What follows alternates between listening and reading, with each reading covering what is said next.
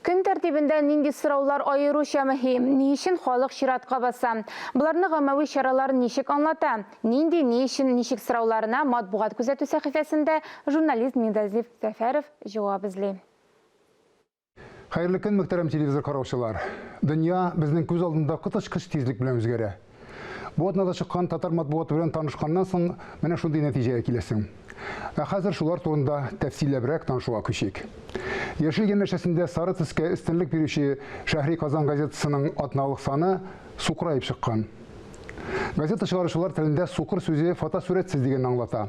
Фотосыз газета чыгаруның редакция кәгазьгә кытлык белән аңлаткан. Моңарчы 200-300 сум чамасы торган бер төргәк ак кәгазьнең бәясе капыл гына 10 мәртәбә арткан.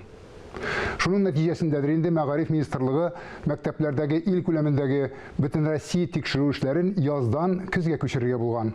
Мәктәпләрдә кәгазь кытлыгы икән. Дөрес, Сәнәгать һәм сәүдә министрлыгы Россиядә офис кәгазе кытлыгы булмас дип белдерүлеккә. Әмма барлык оешмалардагы кебек, безгә дә кәгазьнең ике ягында кулланырга киңәш иттеләр әлегә. Шәһри Казан газетасы тагын бер авырткан җир турында яза.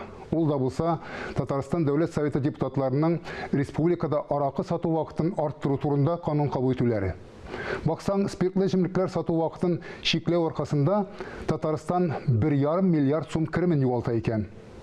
Ураз алдыннан гына шундый иркенлек булдыруга каршы төшүчеләр табылуын, ләкин андыйларның авызын Дәүләт Советы рәисе булай дип томалаган. Без үзебезне шикләргә тиеш түгел. Эшәргә теләгән кеше барыбер җаен табачак. Безгә халык белән эшләргә кирәк. Шикләүләр кертергә түгел. Кешенең сатып алырга иреге булып та, аның алмаска теләген булдыру юлларын табарга. Андый юл күренеп үк тора җәмәгать. Тагын берничә көннән изге Рамазан аена керәбез. Бер ай гына булса да, шул иректән тыелып күрсәтик әле дәүләт түрәләренә. Ватан Татарстан газетасы исә беренче битенә бүген иң зур проблемалардан саналган мәсьәләне авылның торган сайын ныграк шәһәргә күченүен чыгарып биргән. Соңгы 20 елда гына да республикада 102 меңгә якын кеше авылдан шәһәргә күченгән икән. Бу уртача 4-5 район бушап калган дигән сүз. Бирәүләр моңа шаң сукса, белгечләр моннан фаҗига ясарга кирәкми дип саный. Газета журналисты әлеге проблеманы төрле яклардан килеп өйрәнгән, белешкән нәтиҗәләр чыгарган. Я мин, я авыл дигән язманы бик күпләр кызыксынып укыгандыр дип уйларга кирәк. Авылдан шәһәргә күченүнең чыннан да яртыгына бәлә икәнлеген шул ук Ватаным Татарстан газетасында басылган «Тыелган татлырак» дигән язманы укыгач инанасың. Истебезгә тагын бер проблема ызгырып килә икән бит.